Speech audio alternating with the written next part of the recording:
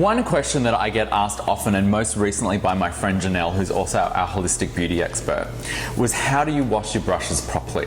There's a lot of different ways to wash your brushes, but I'm going to show you how I do it myself. So firstly, I always like to use rubber gloves when I'm washing brushes so I don't dry out my hands too much. The soap that I personally use is the Sardwana soap, which I get sent over from Australia.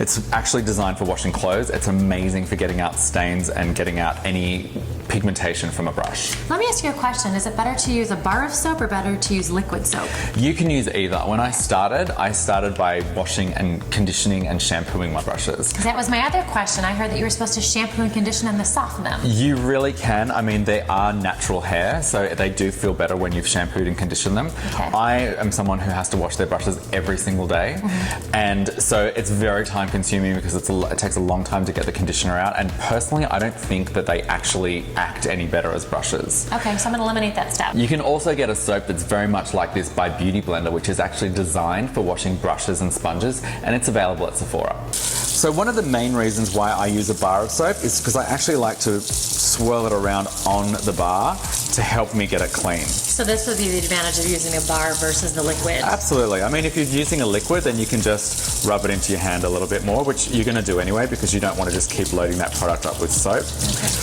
This is a foundation brush, so it's a little bit a harder one to get clean.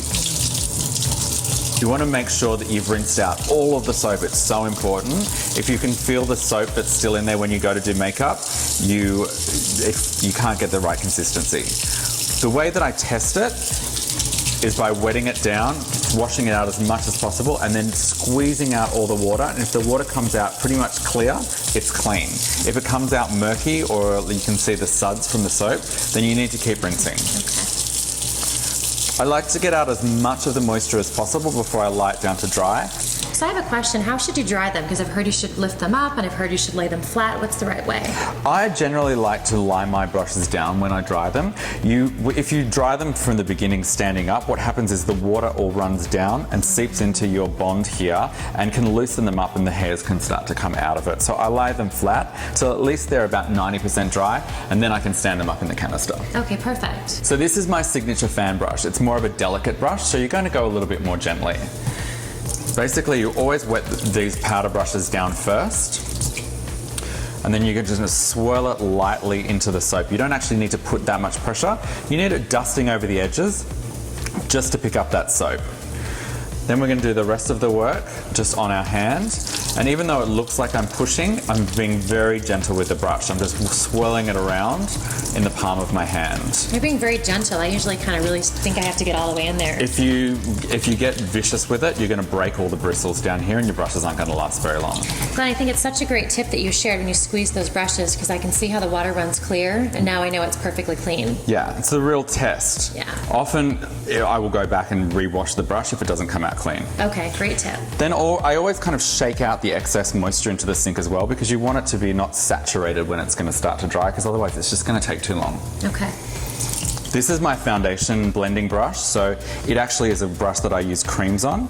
So you probably are going to find it a little bit more difficult to wash this one, but once again, don't scrub it too hard. You don't want to ruin those bristles. Just lightly around there. You pick up enough soap and you do the rest of the work just lightly on your hand. Okay. So Glenn, I have a question. How often should I be washing my brushes at home? Well, I personally wash mine every day. They're washed after every client and between every use, but I would basically suggest that you at home wash them at least once a week. Okay. Depending on which brush you're using too. If you're using the same powder brush and using the same powder, you can keep using that brush for a week, maybe two, without washing it. Okay. But for lip brushes and concealer brushes and the cream-based blushes, I'd be washing them more often. Okay. And anything that especially around your eyes, like an eyeliner brush, should be washed. You don't want to create any bacteria or infections. Okay. So I hope you found that useful. I actually usually wash my brushes at night time and by the morning they're ready to go. Thank you so much, Glenn. I was washing my brushes all wrong, so thank you. No worries, that's why I'm here.